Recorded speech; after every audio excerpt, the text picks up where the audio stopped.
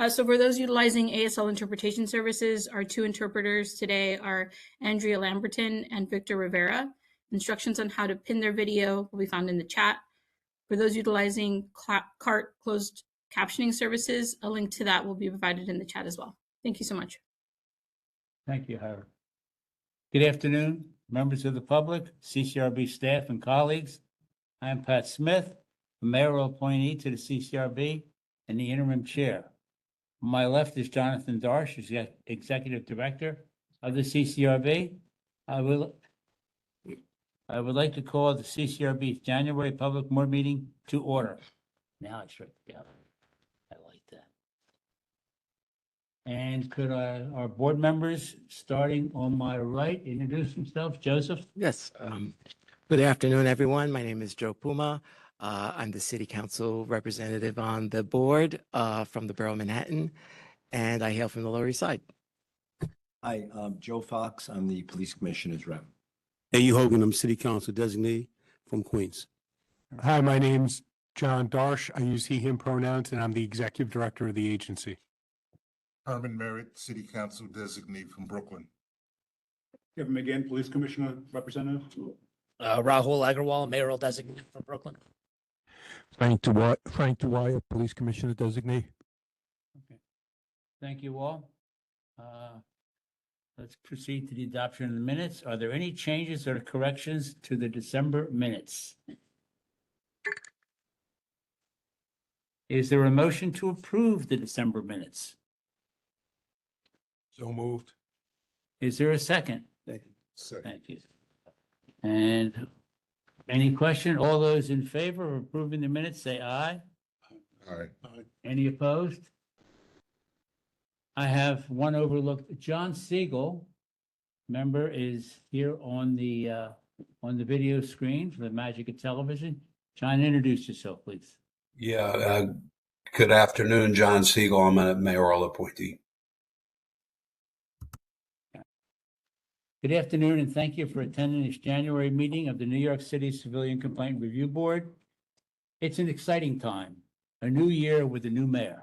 We wish Mayor Zoran Mandami well and promise him the full support of the CCRB as we continue our mission to assure accountability by the men and women of the New York Police Department with justice and fairness for our police officers and for the people they serve.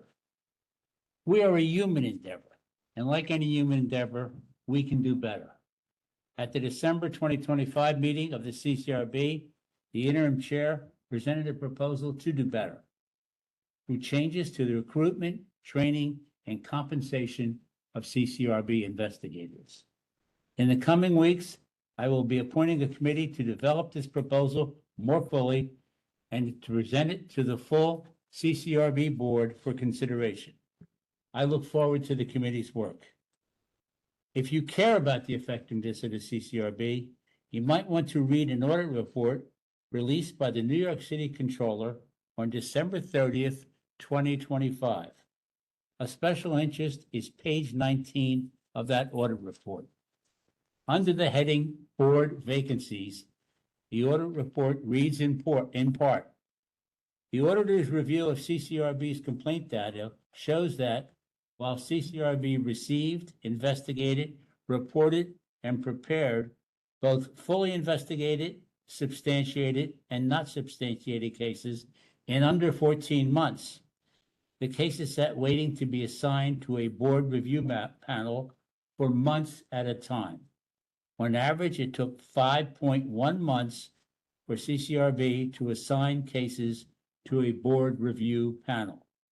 This meant that case processing was stalled pending review and vote for months. The fully seated board is required to have 15 board members. Based on CCRB records, the board convened only 3 panels per month during calendar year 2024 to review and vote on both substantiated and not substantiated cases. That was from the controller's report. That problem of board vacancies continued through 2025 and exists today. At present, there are 11 CCRB board members. For most of the last 4 years, there have been only 3 city council appointees instead of 5. The Bronx has not had a city council appointee in at least 4 years.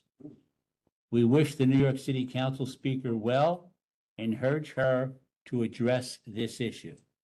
We need enough CCRB members to convene 3-member panels to review allegations of police misconduct.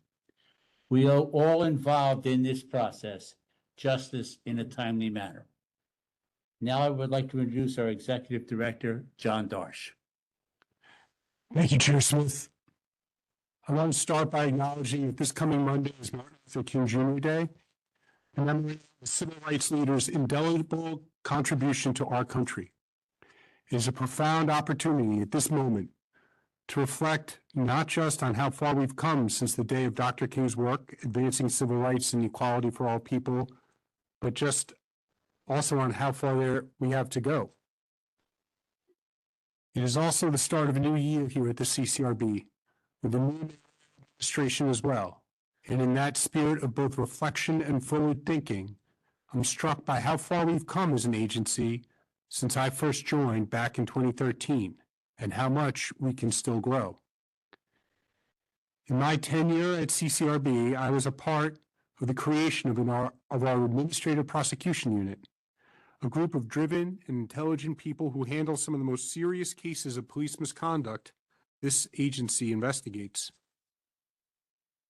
I think of our policy report on the 2020 protests here in New York City and how recommendations from that report have influenced how our city handles its response to civil movements. I also think about the Racial Profiling and Bias-Based Policing Unit, formed in recent years to investigate incidents of misconduct that may arise from systemic issues of bias and discrimination. I think of the work we've done to take a trauma-informed approach to all aspects of our agency's efforts, a primary goal of the CCRB's development for the past 2 years. From more deeply considering how we interview civilians as they interview civilians, to how we support our investigators as they study issues and incidents that may be particularly intense, we've taken real steps to become a trauma-informed agency. I think of the many young people who've come through our agency as interns or as members of the Youth Advisory Council. I also think of the many more young people who will join us in these programs in the coming months. That inspires hope for the future of our city and our agency. This year, it is our goal to continue our work on behalf of the people of New York with even greater efficiency than in years past. As part of that effort, the agency will once again seek full funding from the City Council to provide the CCRB with the full staff and resources it needs to investigate cases in a timely and effective manner. As Chair Smith referenced, we also hope to have a full complement of board members appointed to fill the vacancies that persist. This will enable the agency to reduce the time it takes to fully investigate complaints. I'm especially looking forward to connecting with our staff, our stakeholders, our board members, and the public to learn better how our agency can continue its endeavor to be more efficient as it works on behalf of all New Yorkers. As Chair Smith indicated, we are always looking to improve our work as an agency. As executive director, my job isn't to have all the answers, but rather to create the space for us to find those answers together. I look forward to doing that this year. As a reminder, the deadline for applications for the next Youth Advisory Council was extended to this coming Friday, January 16th. All New Yorkers ages 10 to 18 are eligible to apply. Additionally, our office is open for walk-in complaints, but it's also possible to file complaints online at nyc.gov/CCRB complaint or by telephone at 800-341-2272 or dialing 311 or by tagging the agency on Twitter, Facebook, and Instagram. For those wishing to speak during public comment section of today's meeting, we ask that you keep your questions and comments to 4 minutes. If anyone wishes to file a complaint today, we have 2 investigators on hand ready to take any new complaints. The investigators on call this afternoon are Emma Steidehar and Rob Bryan. Yvonne Torres is here from the Civilian Assistance Unit. Thank you all for your presence here today, and we'll now move on to our board's formal business. Does anyone have any questions for our executive director? Thank you. Now we would reach out to Jahai Rose, Director of the Outreach Unit. Please, Jahai.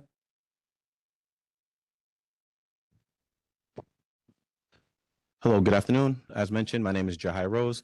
I'm the Director of Public Engagement and Partnerships at the Civilian Complaint Review Board. I go by he, him pronouns, and Happy New Year, everyone. Yeah. So I'm going to provide a brief overview of the agency and a few announcements. So the Civilian Complaint Review Board is the nation's largest independent oversight entity over the largest police force in the country. The CCRB investigates, mediates, and in some cases administratively prosecutes allegations of misconduct alleged against members of the New York City Police Department. The agency is governed by a 15-member board, some of which you're seeing today on the dais. That includes 5 members that are appointed by the New York City Mayor, 5 appointed by the New York City Council, 3 designated by the Police Commissioner, 1 appointed by the New York City Public Advocate, and the chair is jointly appointed by the Mayor and the City Council. The agency investigates specific allegations of police misconduct, which include force, abuse of authority, discourtesy, and offensive language. Helpful acronym is FATO. As previously mentioned, if you witness or experience police misconduct, you can feel free to file a complaint. Easiest way is to utilize our agency's website, nyc.gov/CCRB complaint, or by calling the agency's hotline at 1-800-341-CCRB or 1-800-341-2272. Remember, if you see footage of misconduct on social media or in the news, you can feel free to file a complaint, even if you are not there in person. The typical handle for the CCRB is @CCRB_NYC.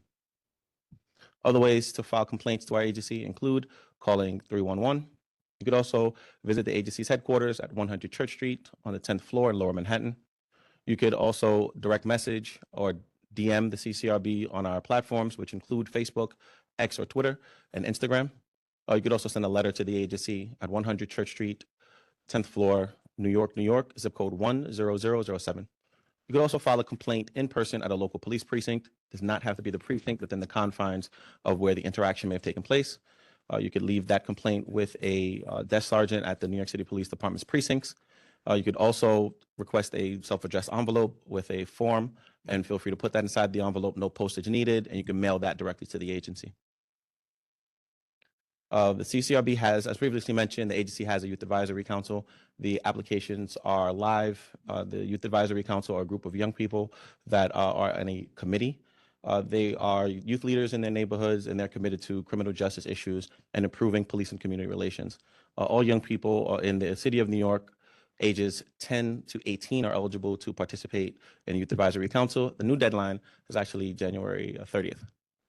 If you have questions regarding the Youth Advisory Council, feel free to contact yac@ccrb.nyc.gov. If you'd like to request an outreach presentation from the outreach unit, feel free to email us at outreach.nyc.gov. Please remember to follow us on social media. Once again, that's Instagram, Twitter or X, and Facebook. Thank you very much, Chair. Hi, thank you very much. Anybody have questions? Thank you. We move to the public comment portion of the meeting. We will begin with those joining us virtually who would like to make a comment, followed by those who are joining us in person. For those joining virtually, please use the raise your hand feature. Please keep your comments to 4 minutes. Yahira, would you please call on the first person?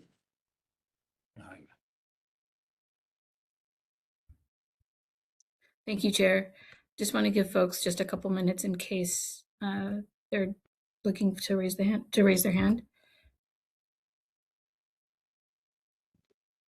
Please let's remember to unmute when you're called.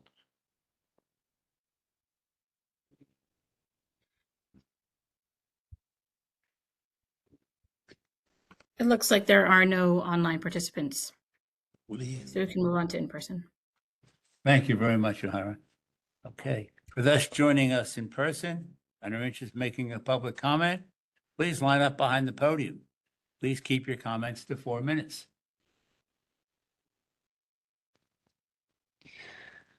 Okay. Can we hear Ms. Moss? Excellent. Hi, my name is Mari Moss. I serve on the Community Action Board that gives federal funding to nonprofit organizations. And I also serve on the Mayor's Task Force to End Gender and Domestic-Based Violence. I wanted to start by saying happy, blessed New Year to everyone here. And as we reflect on the legacy of Dr. Martin Luther King Jr., whose unwavering commitment to justice, equality, and humanity continues to inspire our work, it is in this spirit that I rise today to speak on several urgent matters before this board. First, I want to highlight the importance of permanent leadership on this board. Interim members, while serving diligently, cannot replace the stability and continuity that permanent chairs provide. Individuals such as Arva Rice and Dr. Khalil Muhammad have served this board for extended periods, and it is crucial that we recognize the need for consistent, committed leadership to guide the board effectively. I'm gravely troubled by the recent removal of public advocate Esmeralda Simmons from this board. Her expertise, perspective, and dedication have been invaluable, and her absence leaves a gap in our collective oversight and accountability. Finally, I want to emphasize the urgent need for partnership with the mayor's office to address gender-based and domestic-based violence in our city.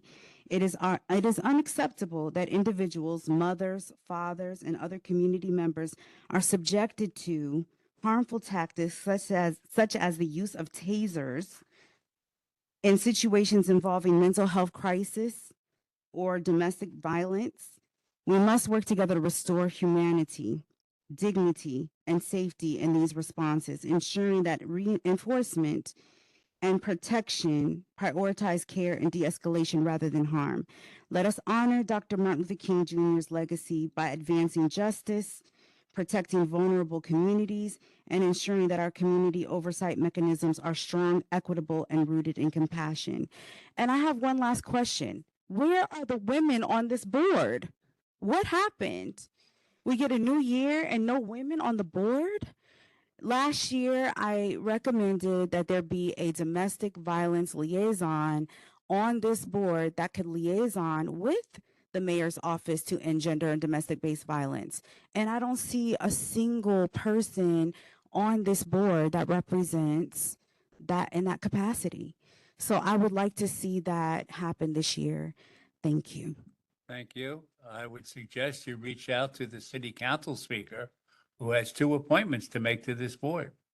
Thank you. Who's a woman? Very good. Thank you. Our next speaker. Can I just add one thing? Ms. Moss, either I or someone from the executive team will reach out to the mayor's office to end gender and domestic violence, and your point about establishing a relationship with them as well noted, and we will follow up on it. May I just add one thing? I guess I think all of us held Esmeralda in the highest regard, and just for a nuance around the historical record.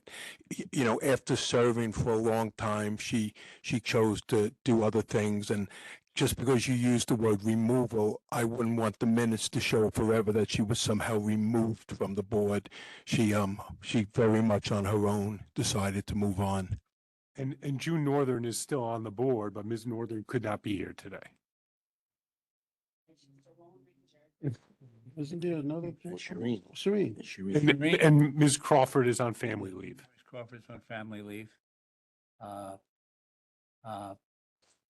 Arva Rice resigned from the board.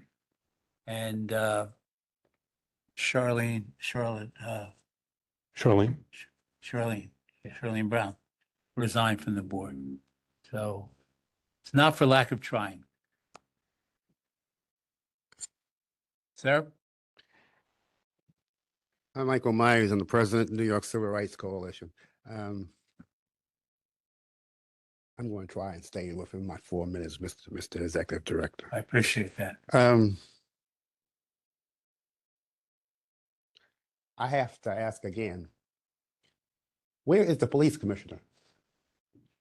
I'm assuming that an invitation has been given to her to come to this meeting, to meet you face to face, and to meet the members of the public who have been waiting months for her to come. Because the first thing she did as she was appointed police commissioner, she said, oh, I know Jonathan. Oh, I know the chairman of the CCRB, and I want to go to the meetings, but I haven't seen her. And why not? Has an invitation been sent to her from either the chair or the members of this board or the executive director? If you sent an invitation to the police commissioner to come to this meeting, I want to see it. I want a copy, because I'm going to be writing to her soon, and I want to make sure that I have the facts. So if you have invited her and she has not responded or will not show up, I need to know that immediately. I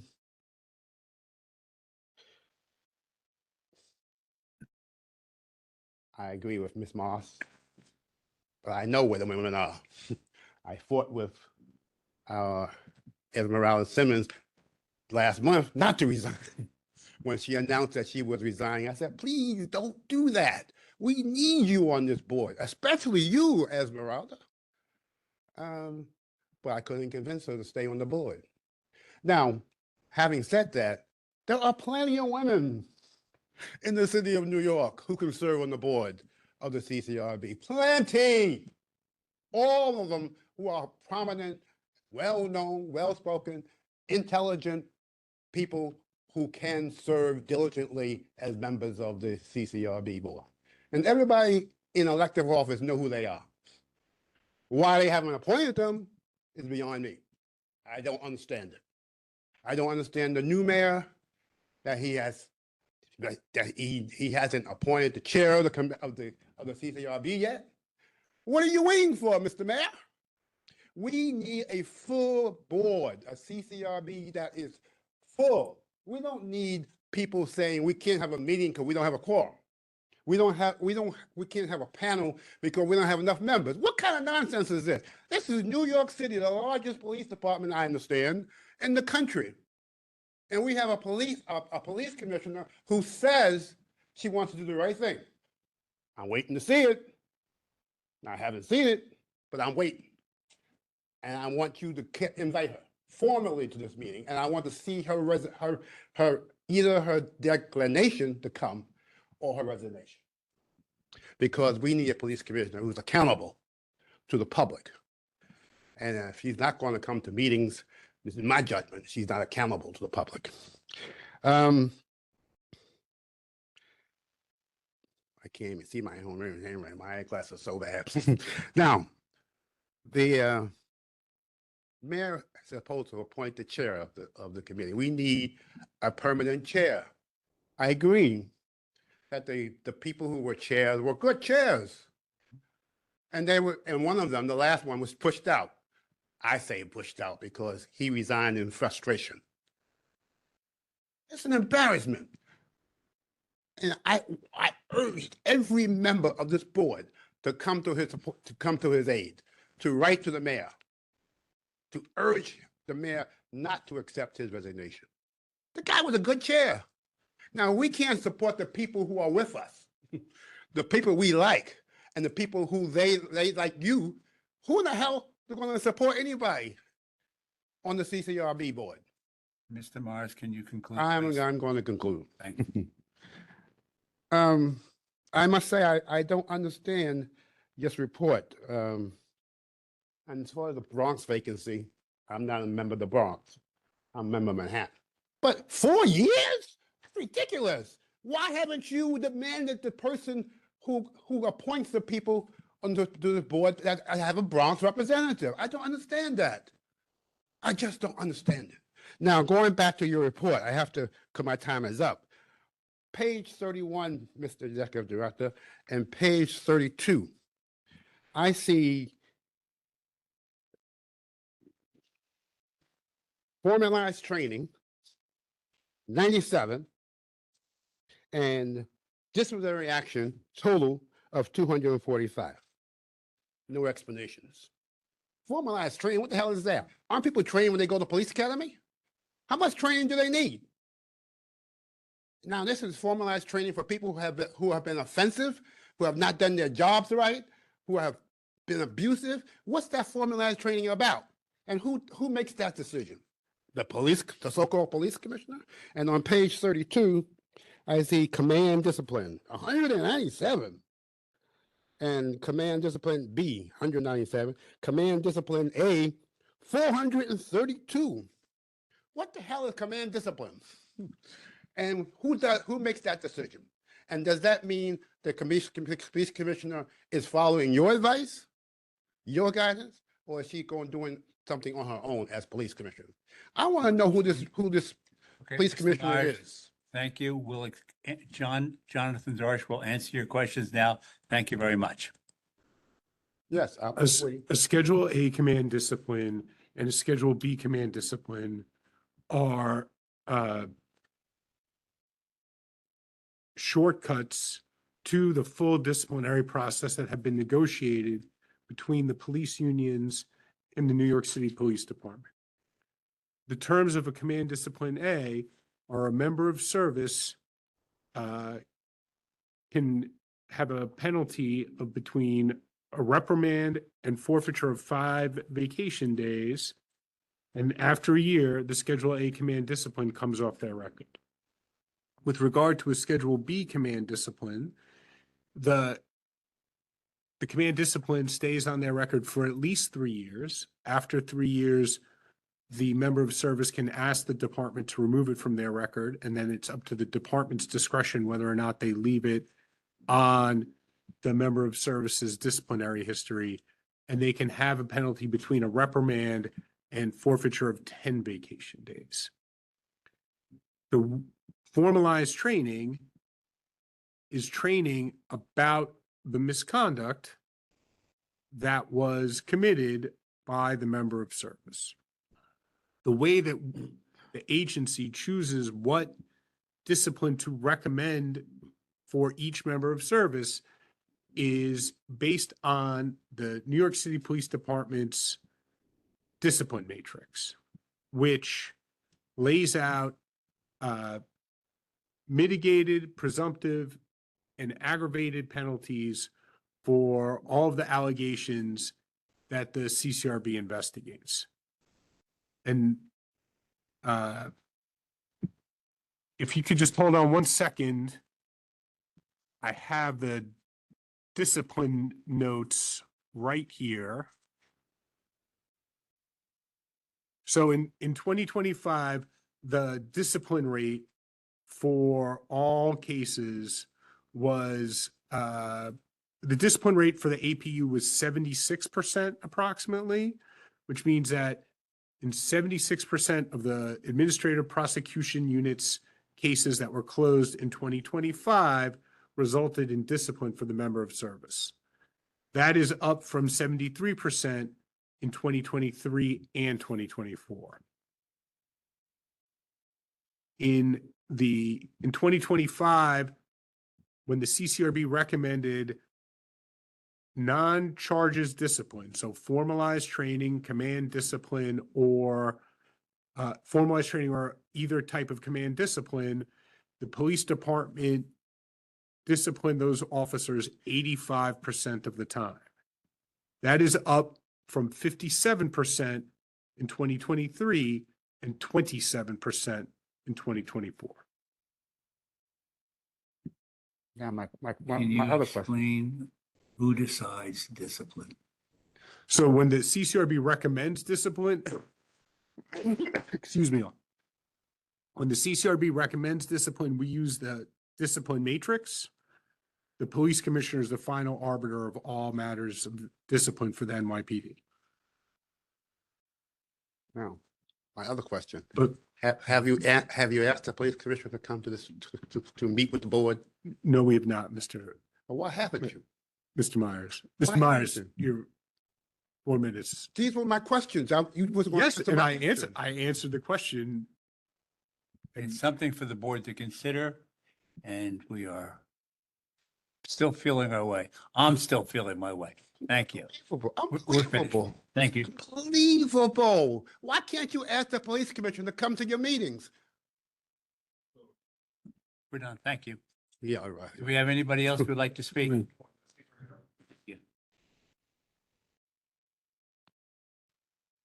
Hi, good afternoon. Andrew Case, supervising attorney at Latino Justice Pearl Duff, he, him pronouns. Welcome to a new year, Chair Smith, the members of the board. As you say, it's a great moment for it's welcome to New York. It has been waiting for you. I think it's great to talk about improving the quality of the investigations, but I will say the investigations conducted by this agency are of extremely high quality. I have the opportunity at the NYPD monitorship to see investigations from the Internal Affairs Department of the NYPD and from this agency, and these investigations are of much higher quality than those conducted by Internal Affairs. But anything can always be improved. The one thing I would say is not something that needs to be improved about CCRB investigations is the threat of bias by the investigators as alleged by the NYPD unions. And I just want to contextualize all of this. In terms of politics in the city and policing and so on, you're a very, very important agency. But in terms of structure and what's actually going on here is that you are the HR department, right? You're the guys that go and look into it when somebody says there's a problem with someone at the job. And the unions never like the HR department, okay? The United Auto Workers do not like the HR department at Ford and GM. My sister is a New York City public high school teacher, and her union does not like the special investigator for the New York City Public Schools and the DOI. And they didn't like him even when he was Richard Condon, who was a man of great integrity, a man who had no bias in him whatsoever, who was a former member of this board, a former police designee to this board, a former commissioner of the New York Police Department. Lest anyone think that I am biased against people because they work for the police or because they're police commissioners. Richard Condon was one of the great members of this board and a very thoughtful and unbiased man. But what I will say is I absolutely agree that the lag between the time the investigation is closed by this agency and the time this board has the ability to rule on it, 5 months is I think what I heard, is absolutely unacceptable. Latino Justice is on the record as saying that we do not believe that this board is required to review cases that are closed by this agency. There is an administrative prosecution unit. These cases are tested at trial, at hearings, and the process of having the board review cases dates from when the board was a board of civilians created by John Lindsay in 1967 because the investigations were done by police officers and there was concern that the investigations were biased in favor of the police and needed civilians to look at them. We don't need civilians to look at the investigations now. We don't need the board to slow down the investigations now.